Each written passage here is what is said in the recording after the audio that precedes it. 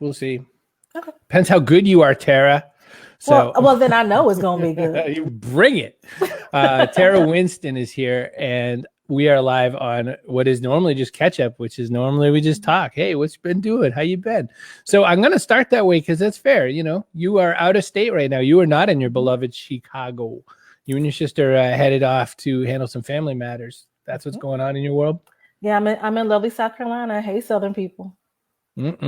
South Carolina, good barbecue there. Some delicious food. I happen to love greens of all kinds, and I can get those a lot more in South Carolina. All right, that's it. That's all the good chit chat I got for you. Yeah, the weather. Yeah, you had me on your show. You had an event the other day, a digital event, and back then, you know, life was pure. Everything was fine. There was no racism. You remember the before times when Obama solved racism? It was great. That's so credible. Good stuff. So, you know, you had me on your show. We talked about business. We talked about, oh, crap, this COVID. And then, you know, something happened. Something happened where, you know, I was thinking of that Booyah Tribe song that they did with Faith No More in Judgment Night. It's Another Body Murdered. And by the way, the lyrics have nothing good. The lyrics are like, I'm coming to kill you. So it's not a very useful bunch of lyrics. But George Floyd is murdered. And shortly, you know, Ahmaud Arbery. I mean, everybody, it happened so fast, even though it's been happening for so long. And the world said, okay, that's it. You know, we can't do this anymore. Riots came, and all of a sudden it was a real question of, can you ignore this anymore? And the internet seems to have said, well, at least we're going to act like we're not ignoring it. Terra, what's your take? Because you are a business person. You're an entrepreneur. You're a coach. You are someone who has to and has had to balance your need for advocacy with your need to, you know, get a check. And I'm curious to know, I feel like that line shifted for all humans, or at least the important ones right now. Tell me a little bit about where you are and what your pulse is on everything. Sure. And so my perspective is informed by a couple of things, right? So I'm an entrepreneur, and I'm trying to get that money, get that bag, as people say. At the same time, I'm a Black woman with only my own lived experience. I can't speak for all Black people. And in my work, I also do diversity consulting. I've been actually advising a lot of my clients, nonprofit and corporates, on how to deal with this moment. So I've kind of got a bunch of lenses, and that's where this conversation is coming from, right? And so it's been incredibly difficult. Like, just so you know, I know there's been a ton of think pieces because you know what we do? We do think pieces now, lots and lots of think pieces. But one of the threads that I thought was really powerful were the ones that were saying to our white colleagues, Black people are not okay right now. Even your senior executives, the ones that come to your meetings very polished, they're not okay. This is a long-standing wound. It's a chronic wound. And so just like everybody else is trying to deal with the after effects of this, we have to deal with the after effects of it. And we still need to walk into every room and still be twice as good to get half as much. We don't get to slip. Right. And, you know, and it's actually there's a very interesting corollary between what you see from the protests and the police response at times. Right. Protesters have to be perfect in order for their bad things not to happen. Like, they can't have a bad day. They can't have one person that slips up, because then the message is a riot. Then the response is outdone. And so the only way is to be superhuman in the debate about whether you're human at all. You're touching on something that's been said forever about protests, that the only good protests are the one where everyone is polite, which has always been a racist code as well. Polite, you know, means healed, basically. And that's a hard line. But I want to go there, but I want to go back to the part about having to function. I read this article. You know, there's articles when there's, especially when you see like scientific studies, and it's like, you know, scientific study says that people like to eat food. Whoa. Right. And somebody, you know, pay for that, Chris. Thank you very much. Where do I get that bag of money? Who gave that guy some money to say people like eating food? That's weird. But I saw one that I did have that feeling of like, this is so obvious, but in nowhere in my brain did it click. Scientific studies show that the vast medical impact of racism causes incredible degradation of human function. So the very act of feeling black and afraid, and you can use fear on every level, changes your physiology massively. And you read it, you get it, you go, oh my gosh, that's totally obvious, but it's not intellectually obvious until you read it, in a study, I guess. Yes, it's not common knowledge. I mean, they've done massive research, and actually some of the research that they did was looking at the descendants of Holocaust survivors. And that level of trauma actually showed up in the DNA. And it was something about the way that our body in the telomeres, which is way, way more science than I know. But just the physical at the DNA level, that kind of trauma. And that if you think about the American Heart Association, they had a big push in the past couple of years to not just talk about diet and exercise as what leads to heart disease, but stress.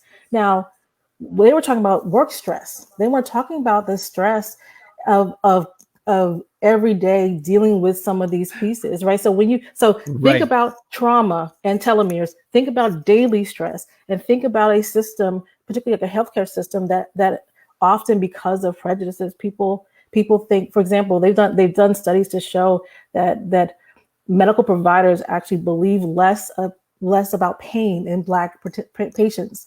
So literally a lovely creamy layer of racism along with treatment, along with things. And so that would be why, in the conversations about the pandemic, when people were saying, oh, a lot of the populations that are hit with death are Black and brown, and people say, well, it's because they're just less healthy. Well, there's all kinds of stuff in there, and that's what made people very mad with that statement. And that's why, for me, people need to understand that while we are talking about the most recent incident, which is police brutality and the overall justice system reform, there's a broader conversation that is just the canary in the coal mine for the institutional racism across the board. So the conversation can't end at, can we please stop killing innocent people in the streets? Because the same mental and regulatory structures that really show up acutely on the front lines of police are the same reasons why your boardrooms are predominantly white men, are the same reasons why we've been talking about diversity and inclusion in organizations for years and things haven't changed. You've seen the awkward puppet meme where it's people say such and such, and basically the comment is that once you're realizing that you feel bad about something, but they're only calling out person A and no one's calling out person B, you sort of look kind of awkwardly around. They're talking about violence in the streets for cops, right? There was a joke saying that if you have to wonder why, if police are really the problem, no one's ever written a song called "Fuck the Fire Department," right? So, which we'll get back to Ice Cube later because he's somehow become a voice, Yeah. But although Flav and Chuck said, I dialed 911 a long time ago, but you talked about medical professions, so not only people of color not getting listened to in medical profession, but also women. So the documentary, The Bleeding Edge, just showed the massive amount of times that women report pain in male medical people, but also female, thank you, crabs in the bucket, don't help women get their treatment. So your point about right now it's cops, guns, and stuff, leaning on necks, but it's everywhere. The front line is everywhere, like Zach De La Rocha said. Well, and so you mentioned the fact that we've had in kind of quick succession several incidents of it, right? So you talk about Ahmaud Arbery and a real life lynching that we got to see on video, right?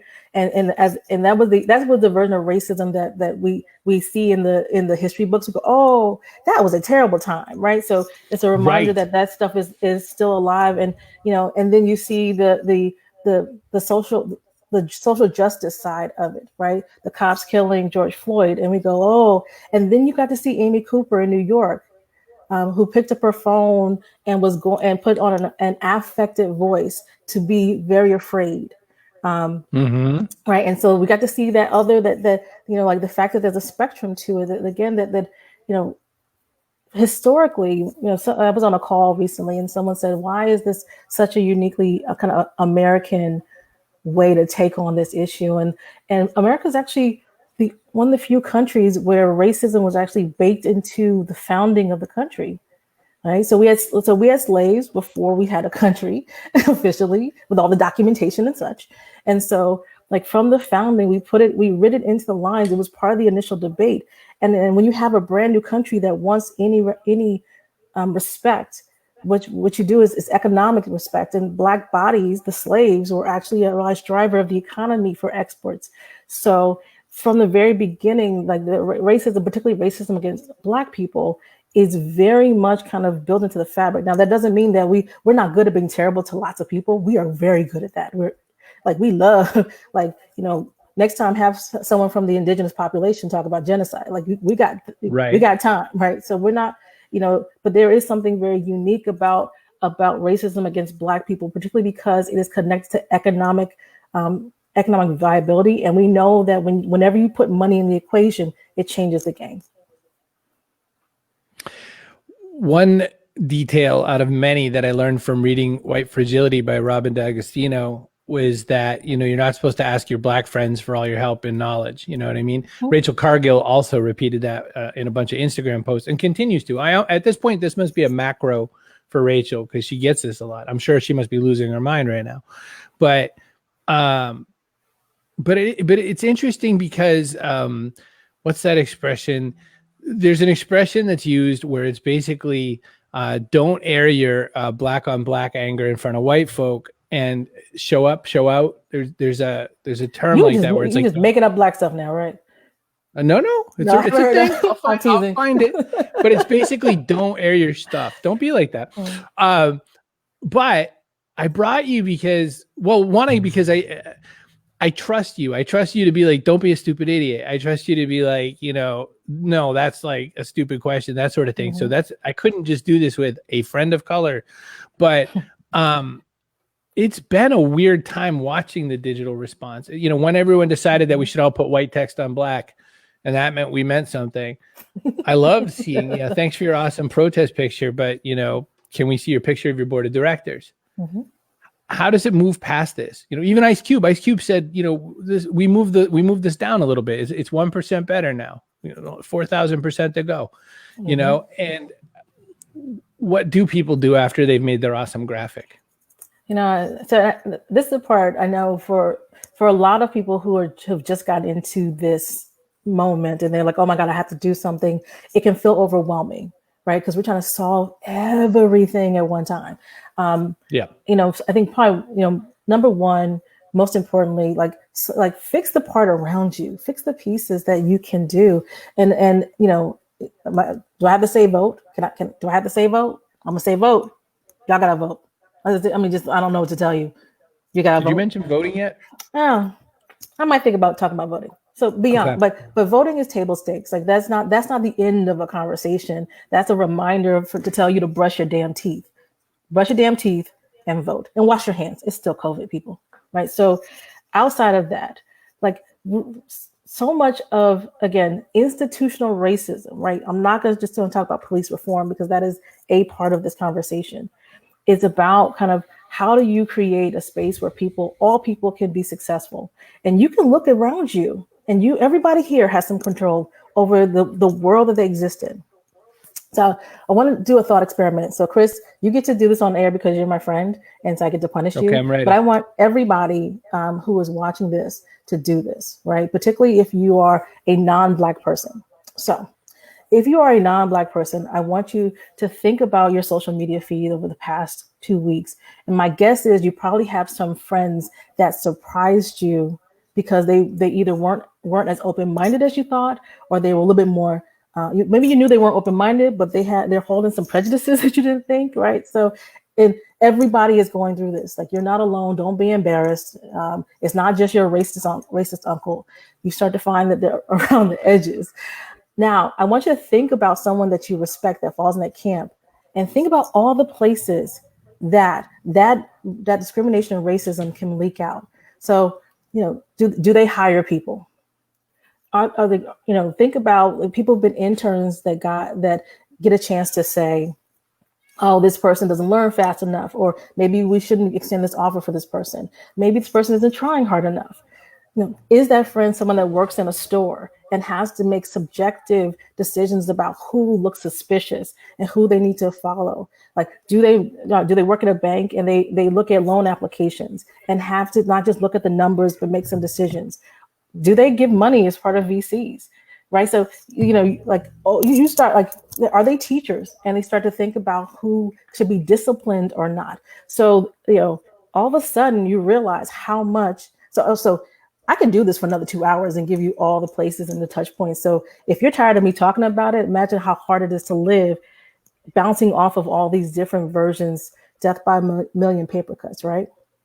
Think about how much power that is. So you, right, in your spot as a waiter or waitress, as a teacher, how can you take the world around you, the world that you control, and take out some of the things that may be causing bias, that may be a little bit prejudiced, that may be institutionalized ways, right? So teachers, and there's been lots of conversations in the ed system around how do you discipline kids? Like, so, it maybe it isn't always calling a resource officer and then having them slam a kid against a wall, right? Maybe there might be other ways, and like that you can control. We got people, smart people that can talk policy, right? Give them money, give them freedom, let them run and do that. But you standing up, using your social capital in a room that says, you know what, we don't have a full slate of diverse people for this position, and therefore we're going to slow this down and get some more people. That, I know, it's scary. The reason it doesn't happen is because it's scary, but that's what it takes, and that's what you can do. So that we can keep this going beyond just this moment. Although it's so strange, people are asking that question now, like, how do you actually walk back off of these protests? How does someone decide, well, all right, that's good, we'll go back home now? Like, it seems a little crazy, but I hope it comes from, a little bit more action happening. It's been neat to see some long-standing statues, for instance, which are massive messages, right? A big statue is a message. People ask, well, who cares? It's a chunk of metal. Don't look at it. That's not what it means. And it's Birmingham, Alabama. The mayor there, and I've been to Birmingham a couple times. I know the history, and I know how hard they're trying to fix that. And the people there are working. I went to a dinner with I can't remember their names, but some of the names, like the names of that experience in the old days too.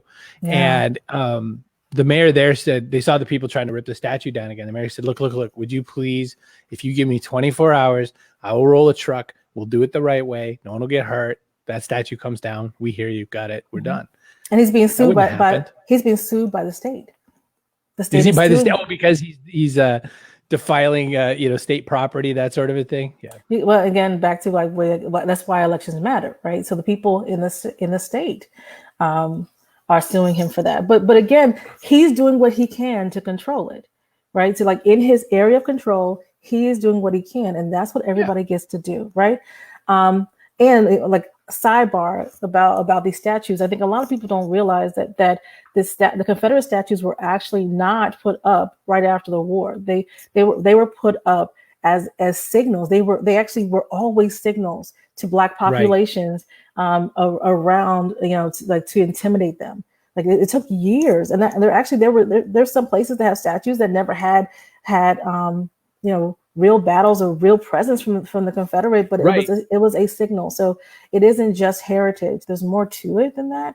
And that's why people kind of struggle. Like I will say, Chris, and so I think what I continue to be struck by is I keep being reminded that people are discovering this stuff for the first time. Like people say, oh, I didn't know about redlining, or I didn't know that these Confederate statues have this history around it. And so I will need you to speak for all white people, because you have been authorized to do so. I'm all the white people. You're all the white people.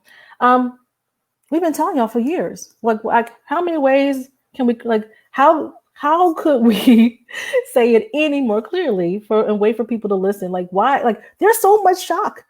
Like why is everybody so shocked?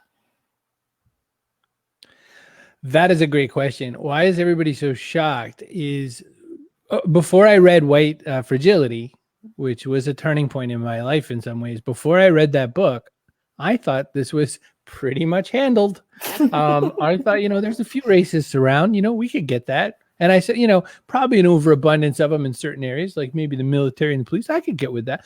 No idea. But look, when I came down from Maine, so I was born and raised in Maine. We had 3 Black people in the whole state. One of the jokes I make repeatedly about this is that I didn't get the jokes, so I didn't quite understand how to be racist about it. I was like, you do what with their lips? And I didn't even get the joke. So I couldn't quite figure it out. And when the one of the 3 Black guys moved to my school, did I pepper that guy with questions? And he was like, I don't know, because he was from Maine too. He didn't know any Black people either.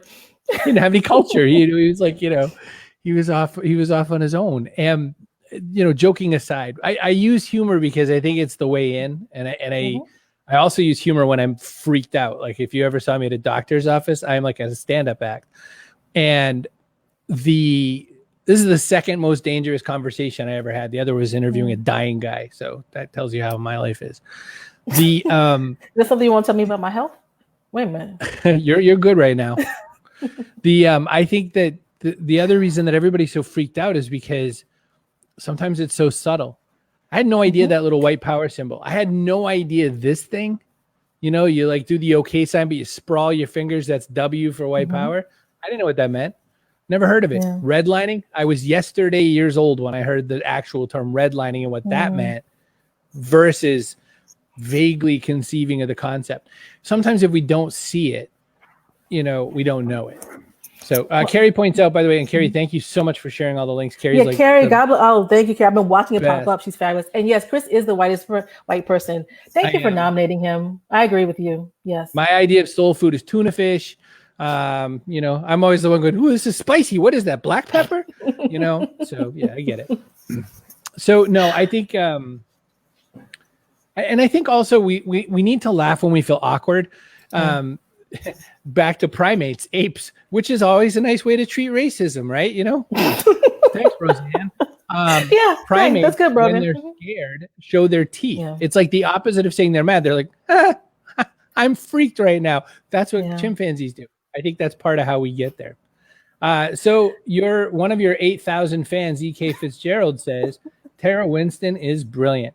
We're each responsible for spending our social capital, and we must do better. So, thank you. One thing, I have a question. I have a real question, and this is I made the comment, because there's the racist way of saying I've got Black friends, and there's the I have Black friends.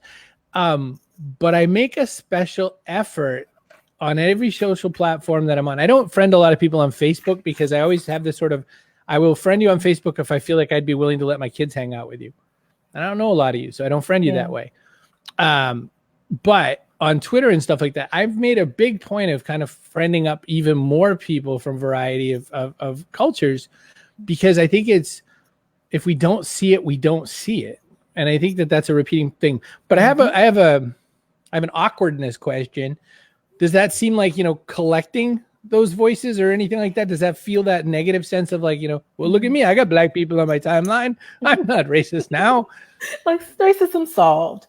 No, so there's actually a difference. Intention is what the difference is. Like, so if you collect these brown voices, these gay voices, these Black gay voices, like, like you see, you kind of do the Pokemon, got to get them all type of process, and then you don't listen to what they're saying, or you go, you doubt and you question, like. So the thing you don't hear anymore when there's protests in the streets is the thing you heard all through the 80s and 90s. Like, you're playing the Black card. Are you sure that's a thing? Maybe it just that happened to you. That's not a thing, right? You weren't listening to the lived experience of the people that are there. And so, like, the reason that you surround yourself with different voices is to hear them, and to recognize that they get to be the total experts on their truth. Now, you may hear like, so you have a bunch of Black friends. I guarantee you, you should listen to me specifically, but beyond me, all your other Black friends are going to have their own experiences. And somebody right now is screaming at me through the screen saying like, no, Tara, that's not what I believe. And that's okay. They get to believe that too. Right. But let them hear them, amplify them, right? Bring their conversations into the room. Like the word white privilege comes with all kinds of baggage, right? But you have the privilege of being in spaces that I can't be and people hearing it a different kind of way. Use it to do that. Right. And so I know it's hard. Thanks. I saw Jack's comment about like, it feels weird to say I've got a category of I've got Black friends, but you know what? If you don't have Black friends, how do you know this stuff is happening? Like I look to my Asian friends, like I shout out to my Vietnamese girls, y'all know who you are, like my Chinese friends, because I don't have an experience of being Asian. Like they're like through the Asian voices that I follow online, I've learned about kind of the history of some of the stereotypes around Asian men and kind of the history of kind of the Japanese internment. Like how would I know the pain, the depth, and all those pieces without talking to them, right? And so that's what you do. That's why you have a broad coalition of people, so that they talk and you listen, and then you let that seep into who you are, and you're just smarter and better for it. I feel that there's so many ways in, right? There's maybe this is the Buddhist in me, but there's so many paths to that enlightenment. And to me, I always say to people, one of my favorite things in the world to do with people is eat with them. Maybe it's just I'm big and fat, but I love to sit and eat like your family food, not what you do when a dignitary comes, but like friend from school level comes. I want mom and dad or whoever cooks in the house. I want them to make the meal that they would make. That's not Thursday, but the meal that they make because a friend's visiting. And I feel like you learn from that, but there's all the ways to learn, right? My weird musical thing, I went from like insane heavy metal, like death metal and blah, blah, blah, until I realized, I like the beat and I like the aggression, but I'm listening to the songs about wizards and shit. Like it's not connecting with me. So you're making the wizard lobby very uncomfortable with this conversation. Exactly. Yeah. Wizard in this time might not be the right term, but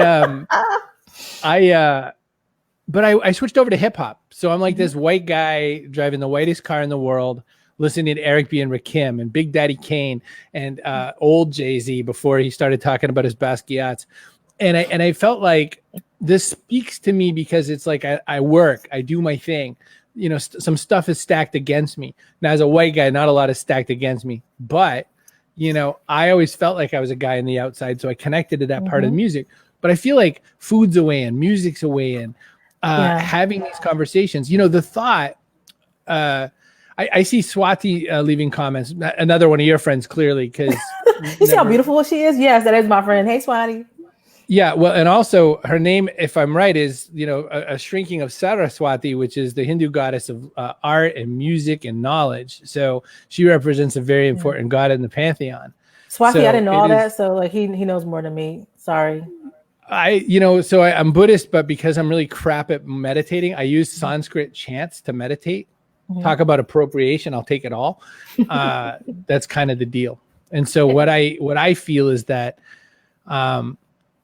when everyone says, don't take my culture, don't wear blackface. Good one. Don't do that. But absorb and learn and be what's the word I want to say? Fluent in the culture. Wouldn't that be helpful, or is that not helpful? Well, it's helpful, but one thing that I think can be a challenge for, the Black people and broader people of color, right? Yeah. So often white people will feel like I can't relate to this, so I don't get it, right? So I need to, like, I felt like an outsider, so I relate to the hip hop. Like I felt this thing, whereas no one else has that luxury. Like I don't get to watch a movie that stars two white people and go, I don't get it because there ain't no Black people in it. Like I still get to enjoy that movie. I can still kind of step into their world and experience. Now we've been a culture too, because that's all we've ever had, Meanwhile, I know this is a new feeling for white people, right? The fact that you can sit and that you could watch, like you can watch Black Panther and be like, wow, okay, I just like the story. That's amazing, right? Like, oh, I can see these people's world, and it isn't just black pain of slavery stories, right? I was so Right. disheartened that Netflix keeps popping up like the number 7 movie right now is The Help. Like the number 7 movie is the movie where we go back to our place. Think about that. It's not about, it's not just a crazy black love story, right? Like an Asian love story, right? So, yes, it's about connecting to the humanity in others, but it doesn't have to be about like, do I see myself in this piece? Because I think what you just identified is why it's taken so long. Every time another black person, black man in particular, but a black person ends up dead from police brutality, and we all go, "Oh, this is terrible," and then we go back to our lives, is because we're keyed into that human pain as long as it's relevant in front of us. And then, when these protests get quiet, because there's an evolution in social transformation, you can't protest all the time. That's just one tool and one step, right? So like, you can't just keep protesting. There has to be a next step. And when you only see yourself as affected by this in the process, then when you stop being affected on a daily basis because on your social media feed, then are you going to tap out? Right? So how do you get connected to the humanity of it and then marvel in the beauty of someone else's culture? I love learning about new cultures. I love finding out things I don't know, and they're not connected to me. And then what I do is I see the places where they're connected, but I don't have to start there. Right? And I think that like that's a new muscle for a lot of people who've only ever been in a majority culture. Right? I want to read this one out. Yeah, this is Stuart. Here. Yep. Be mindful that when engaging with your black quote friends, thank you, Stuart, about race. I'm watching you the exchange that they are. And when the exchange ends and you move on, their issues continue. No, that's absolutely true. Yeah. Stuart points out a thing that is so utterly true. It is a super white thing to do. Wow, that's really interesting. You want to get a latte? Exactly. It's like a museum piece, not your daily life. That girl, bless her heart, as they say now where you are in the South, who ran up and tried to pretend she was boarding up shops and got caught. Oh, God. And ran back into her Benz. Oh, my God. Oh, bless that girl's heart. Ooh. More home training. But again, like what we try to understand in this moment where it's so visceral to those of us that are going through it, there are some people that it is observational. They're not impacted by this. They're not affected by this. And so they see it on TV in the same way that we may watch a flood in another part of the world and go, that's sad. And then go back to eating Captain Crunch, right? Like, and so what's hard is that, people, particularly like in these cultures, and so we're talking about the U.S., but there were massive rallies in the UK, in Paris, and like Australia's talking about it, and they're doing that because they got issues too, right? You talk to a Black Brit, and they can tell you what their lives look like. Talk to Parisians, so these communities are dealing with it. And so so if you're someone who is watching this through the television, like the television of your mind, it doesn't feel like it's impacting your little quiet town right now. Know that it does. Right? Your organizations are less effective because a part of your population can't contribute 100%. Right? Your NFL teams aren't as strong because you don't have some of the strongest quarterbacks on there. Your organizations, the ones that nonprofits and for-profits, like this stuff is a mess. And I think there was a story, not a story. There's a statement that people make that Black people are kind of like the canary in the coal mine. We're the first ones to see where the social fabric falls apart, but it doesn't stop ripping it up with us. Just so you know, we struggle first, and then y'all struggle. And so, if you go in some of the poorer communities, they got police violence against them too. We get it hardest, right? And so, if you're watching this through a television screen, know that investing in this change actually helps you. In the long run, it helps you financially. It helps you physically. It helps everything. It's not just you doing a good thing, right? This is real. This is real improvement of life. This is not charity. Is a pretty important point. Tara, you keep giving me like 80 things I want to talk about with you, and so this is the 18-hour conversation, right? Yeah, that's what we're just going all day. I figured. It's a thing. We, like you said, it's not just black people. Black people are the canary in the coal mine. I always think these moments, like the whole Latinx community is like, come on, can't they just kill one of our guys? And they're so totally not thinking that. But come on, we need our moment, right? In UK, there's a big thing, Pakistani culture, Indian culture, which they call them all Pakis. That's their racist nickname for all of it, because they can't figure it out. And you know who I think of a lot in the US, especially after 9/11, were the Sikhs. The Sikhs look like what Americans think, Afghani and whatever terrorists look like, but they're the good guys. The Sikhs have, perpetually been on the good guy side of the argument for the most part. And they're like, what the Fred? All the cultures are good guys, but in terms of thank you for the correction. But you know who didn't blow up anything? The Sikhs. Like Sikhs mind their business. they gotta blow back. Like, what are you trying to say, that racism is not particularly smart? Oh, interesting. Okay, look. I don't have to. When people see that, well, let's go this way. A couple of weeks ago, when everybody pulled out their AR-15s for another cause, it was so they could get to the Waffle House and the Piggly Wiggly and stuff like that. So it is an unbelievable world we live in, that we're fighting science as hard as we are. Why should we be surprised that we haven't figured out this one yet? But like I'm glad you mentioned science, right? So it's amazing to watch at how isms, right? We're talking about racism right now because that's the topic of the day. Again, not taking away from all the other isms, because again, we could do this all over again on all the isms, but specifically racism, even as it relates to science, whether it's like biasing the researchers. Like there have been studies every couple of years. There's a study that comes out. Surprisingly, too many from my alma mater, my undergrad, University of Virginia, that says why I'm not as smart as you are, because of the color of my skin, right?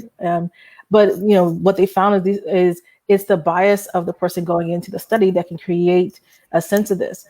Where it's playing out really crazy is in tech, right? The way artificial intelligence changes what kinds of decisions are made, and we claim that we are making it bias free because we're not having humans involved in the process. Except humans are coding the AIs and setting them up. There's a reason why every time they try to do artificial, like machine learning, and scrape things off the social media, that bot becomes racist.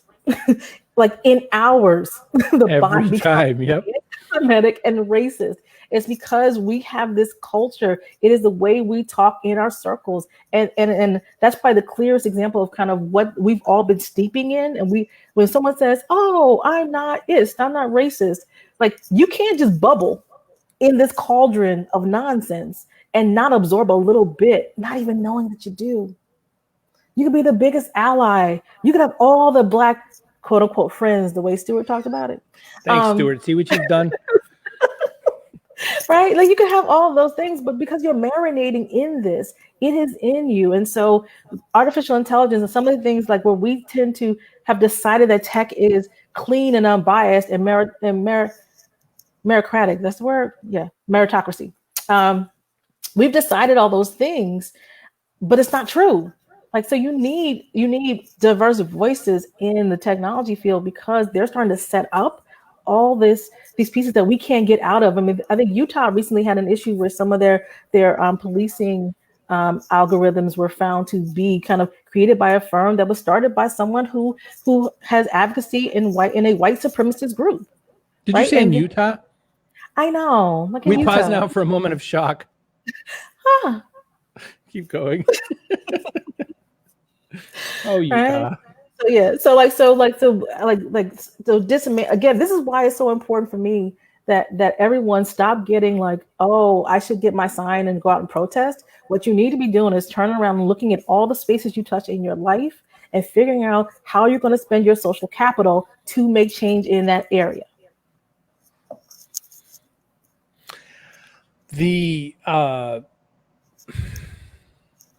The actions needed, especially when you talk about things like machine learning and all that. When you talk about unknown or unnoticed bias, we all get, people of certain political leaning all get called snowflakes for trying to be a little sensitive to things. It's Pride Month, by the way. Poor gay people, right? Poor anybody who's, gay, trans, all that stuff, because like, this is our month. Aw, Okay. But again, in February. I know they were like, okay, yes, we can't do Black Lives Matter and Black History Month. Yeah. But actually, there's been a massive amount of conversation over the past couple of years within the gay community about the fact that there's marginalization by race, by color. In fact, I actually got so in my day job, when I'm not just talking to you, I do executive coaching. I also do quite a bit of facilitation and consulting around diversity and engagement. And I had a great conversation with a woman who was working with a board of a fairly prominent LGBTQ organization. And they were trying to figure out, like, okay, we need to be more diverse. They recognized their whole board was largely white men. When they looked at the way that services were being used, all these social services, like give me a place to sleep, give me food to eat, most of the population they were serving were brown, gay and lesbian and trans people. Most of the services around, let me be proud of myself, let me like show with my identity, those were by white, gay, lesbian, trans, bisexual, queer people, right? So they were like, there's racism. So and philanthropy is having a really big kind of come to Jesus moment, realizing that how much of what they do has been, has racial components to it, right? So big money donors, they put their money into places and their money drives things. And so philanthropy invests in Black and brown leaders of nonprofits much less than they do in white leaders who are, even if the white leaders are working on Black and brown populations, right? They actually have a worse track record than venture capitalists. And Lord knows that's hard to do. Right. And they then, the white people in these foundations are then assessing the ideas and oftentimes the solutions that Black and brown people for their communities that they think are right ones. The person who gets to decide if the money goes. It's not my lived experience. And I may think that idea is not a good one because it doesn't match with what I think the world is. And you and I have already talked about, there's a lot of stuff y'all don't know. Right. And so it starts to impact like how impactful our actual social work and well-meaning people can really do. So it's every place, name a place, it impacts, and we can do better. No question. So Jody asked a little while ago, what do you mean by social capital and how to use it? And I think I've been trying to guess your pronunciation. Is it Racine or Racine? Or am I way off? That's Racine. That's Racine. Racine? Racine. Racine, okay. Racine. My college roommate, Racine. Hey, Ra. Hi, college roommate. Oh, I should ask you for some stories. No. There are no stories. No. The social capital thing, Jody, is basically anywhere that your voice counts a little more than anyone else's voice a little bit. Someone pays attention to you. That E.F. Hutton commercial. When I talk, someone listens, right? That's anywhere. And sometimes you're a neutral party to that, but you're not a negative party to that. So a lot of people, you were just talking all about, Terra was just talking about the fact that, there's a lot of problems in this Black neighborhood. Let's find a white guy. We can fix it, and it's the same thing happens to women all the time. That was your point sort of about the LGBTQ community, is that they're looking back at all the stuff that's happened in Black culture and how can we get our leg up, right? And it goes both ways because stuff that happened at Stonewall that helped empower the LGBTQ movement got pulled into Black Lives Matters. They used some of those pieces to kind of, put some of it out. Not that, it wasn't self-created, but in any good advocacy, it comes from a lot of sources, basically. Absolutely. And so, the social capital conversation, like right now, schools teach little kids, like if someone else is being bullied, then you get and you see it, you say something to the person. Don't rely on the person being bullied to be the one to say it. And it comes with a risk. And we've all done it. We've all been in a space where someone said something that didn't really sit with us, and we have to make that decision. Do I want to call attention to myself? Do I just let it go? Like, is it okay?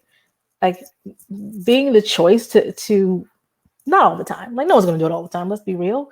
But to be able to stand up and say something and not just have the person that is being bullied, not just have that person who's struggling to be the one to speak. And it becomes even more important, like as Stuart just kind of called out, on the institutional side, right? Where are your voices? Like, so there's a amazing gentleman by the name of John Rogers, and he founded Ariel Capital, which is a big investment organization, company. Melody Hobson works for Ariel Capital. He was actually really strong in calling out, even when companies say, oh, we support diversity, we're going to give some of our contracts to diverse suppliers. They didn't give their big money management contracts. They didn't do the law firm contracts. It was like, oh, you know what, janitorial services, or we buy pens from this group. And so he used his social capital in the places and spaces that he is in to say, why are these big contracts not going to more diverse types of organizations, not the same ones, not the crumbs around the edges. That's how you use your social capital. You'll know you're using it when it feels a bit uncomfortable and you feel like you might be risking something. So a master class in social capital happened yesterday, and I really am one of those people that's loath to praise actors a whole heck of a lot. But John Boyega in London yesterday went off. And he's been going off. Like this is not new for John. No. John does not sit quietly. No. Ever.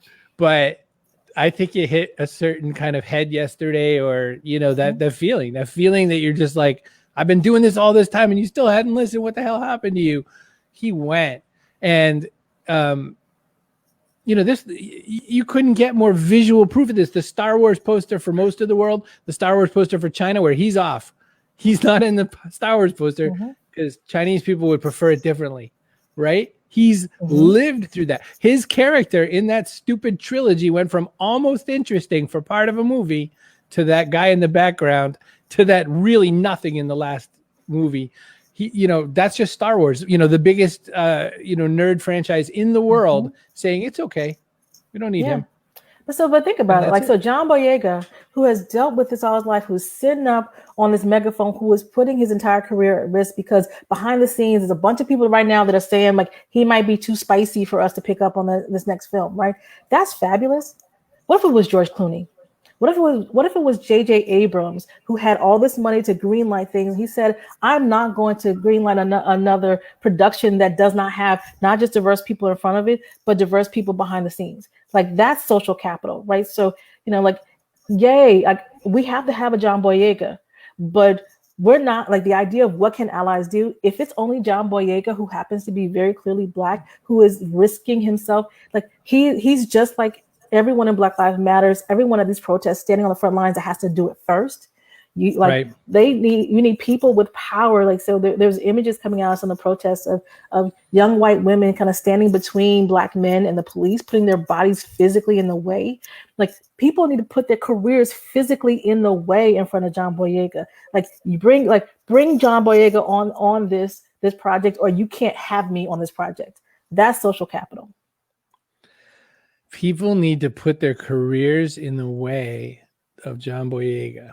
That's what they should be. Somebody right now should be thinking about. They, like, the next time someone says we need to cut him, he might be too difficult, that they put their careers in the way. And we've seen that in certain ways with regards to sort of equality towards females already. It's not like an uncopyable methodology to say that in your contract, I will not sign a contract unless this, and this. And one of them is some percentage of Black and brown folks, which is that sort of affirmative action that gets into a did that work, didn't it work kind of fight.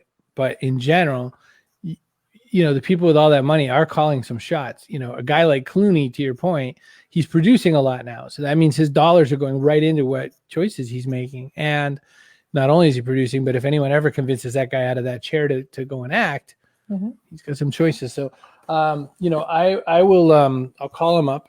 You know, we're pals. I'll see if he can. Yes, you know, like, sure. Cheryl's talking about you today. Get him to, you know, make some better choices. Tara, what didn't we cover? What I feel like, you know, like you said, I think there's like, you know, 1,800 hours of this, but, you know, oh, you know what? Here, I want to ask, I'm on the topic of John Boyega. Everybody's pointed out the really obvious one. Geez, Colin Kaepernick kind of had another way to protest that you didn't like. Maybe that would have been okay. LeBron going after Drew Brees, everybody going after the NFL, the whitest white company in the world. That makes all its money off of black bodies. Yes. It's an interesting time. It's an interesting time as far as that goes. What are your take on celebrities mobilized for this? Is it helpful? Is it not helpful? What does it do? So, I mean, what's weird is that the currency of celebrity kind of was tapped down a bit by COVID, right? Like we're dealing with real stuff right now. If you don't know how to come with it, don't come with it. So it has like a smidge less power, but celebrity. I think the power of celebrity is really important because they get into rooms that other people cannot. And I would say celebrity in every function. Like we've got kind of entertainment industry celebrities, but you do know that we have business world celebrities, right? Like they are the big names that you think of, that everyone says, like the old E.F. Hutton, like you mentioned, like when X leader talks, everybody listens, right? They are celebrities in their field. There's this dude named Chris Brogan that some would call a celebrity in his field, who is using his platform to have this conversation, right? So celebrities are notables that people listen to. Normally you would call them influencers, but that whole idea has been trashed. That word's social gone, media. I hope. Like, that word is gone, right? But so if you are a celebrity in some kind of way, all it means is that you have a privilege. You know how we talk about it as white privilege? There's actually a lot of different kinds of privileges. Celebrity privilege is actually one of them, and it's incredibly powerful. And so what you can do if you have a platform, if you have a privilege, the question is, how do I use that, right? Everybody doesn't have to make a statement. LeBron can make a statement, and his is great. But outside of LeBron, there's a ton of people right now that are either paying for bail money. They are advocating with right. leaders in order to try to get justice for them. They are coordinating. I told Chris one day that we would go ahead and whatever. Stuart talking about Terra as a celebrity. Whatever, man. I'll send you my autograph later, Stuart. But I keep threatening Chris with a whole conversation about the civil rights movement, about how there was it's more than just protests back when in Dr. King's day. Like there was a role that lots of people played, and so even for celebrities, there were some that they were visibly in the fight. For other people, they were behind the scenes because they could get into the rooms. So the question is not about like what good are celebrities. The question is what good can celebrities do? And they're not exempt from this whole conversation that you and I are having, right? And what I need you not to do is say, like, what can, Racine just mentioned Obama used his platform last night, right? So if you are talking about where's Obama, what's Obama going to do, and you're not asking that same thing of yourself and your friends who have influence, celebrity is just influence, have influence in your world, then you don't get to turn around and look at LeBron and ask what he's doing. Right. So everybody, however big your platform is, stand on that platform and do something about it. If that's something that you want to change, if you don't want to change, stop playing with us. Just admit to yourself that you're invested in the imbalance, that you're good with the fact that some people just don't get what you get, and just own it. But if you even slightly are like, I think that this is bad, then just find little ways. I don't care if it's just working with your PTA, because trust me, those groups have power of your friends, of the way your friends raise their kids. However you influence, use your own celebrity. In the 1970s, where the Khmer Rouge came after Cambodia, and there was the famous killing fields incident, they killed as many of the teachers as they could. Mm-hmm. And the reason they killed teachers is because then they could rewrite what happened and they could reprogram children. So when you say PTAs have power, that's what happened. I mean, I'm an old man. So when that event happened, I was in grade school, and this kid, got yanked out of Cambodia up into middle northern Maine and had to be my seatmate. Couldn't speak English because he was just in Cambodia the day before, and his parents had been murdered by a bunch of people who just needed to kind of reset the system over there. And when you say that it starts young, It starts young. And so I think that's an incredible advice. And I really Chris, think before we leave that though, like the idea of it starting young, a lot of people don't know how textbooks in the US are approved, right? So textbooks, so there's only so many textbook companies, and what they do is they get the different school systems to align, and the bigger school systems actually have a bigger voice. Texas has a lot of schools. And so, like, if you read the way some of our textbooks that are teaching our kids talk about things like the Jim Crow era or slavery, they walk away with the knowledge that slavery wasn't that bad. Because some of those messages, and same thing with the Holocaust, quite frankly, right? So those messages,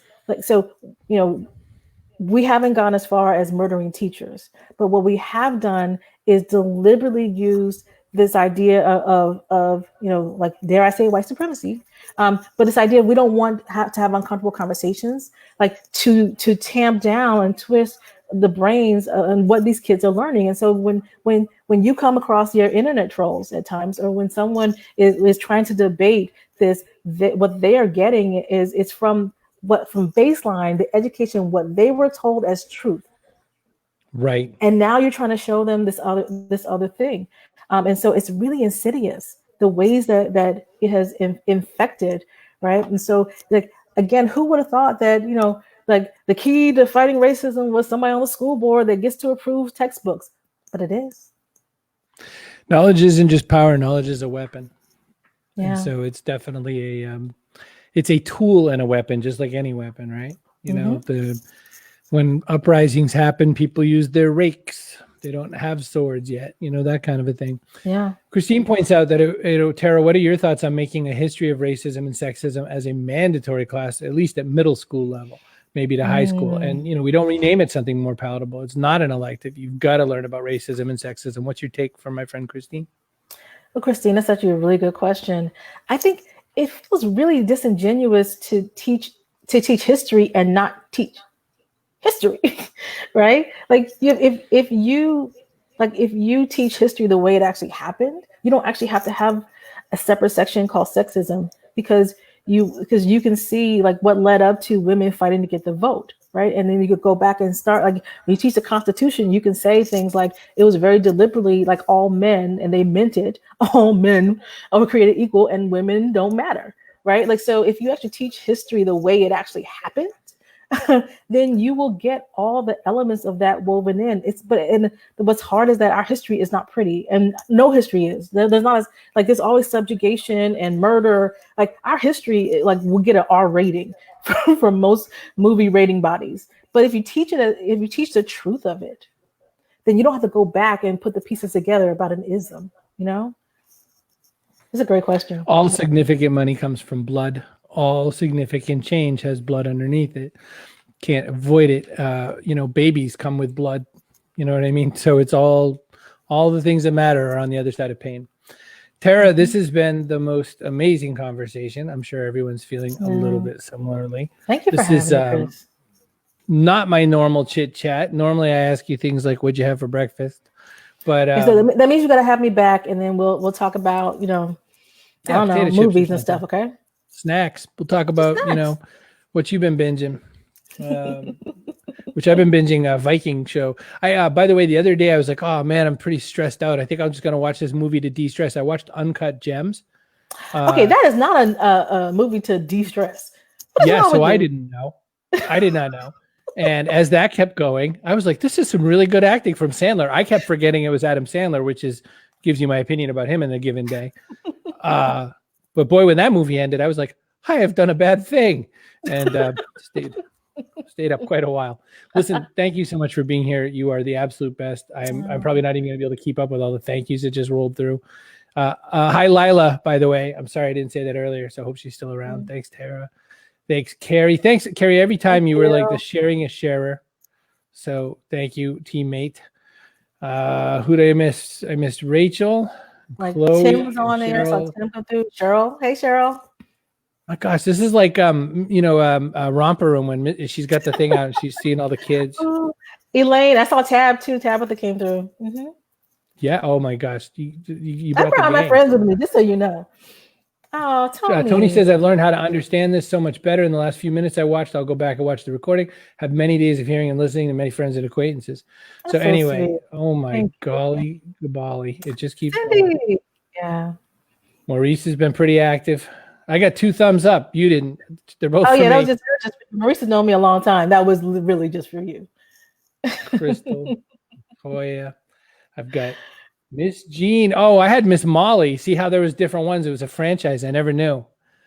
It was like the Globetrotters when they stopped being the original Globetrotters. I like Stuart. Stuart's is a hype man. He's like, use your influence to recommend Terra to be hired. Yeah. I like that idea. Get him. Have it in league. Romper Room Magic Mirror. Oh gosh. Working Carrie. Everything. Thank you, Rashonda. All right, let's get the hell out of here. Go somewhere else. Good talking to you. Bye, everybody. Much love. Bye. Have a great day, everybody.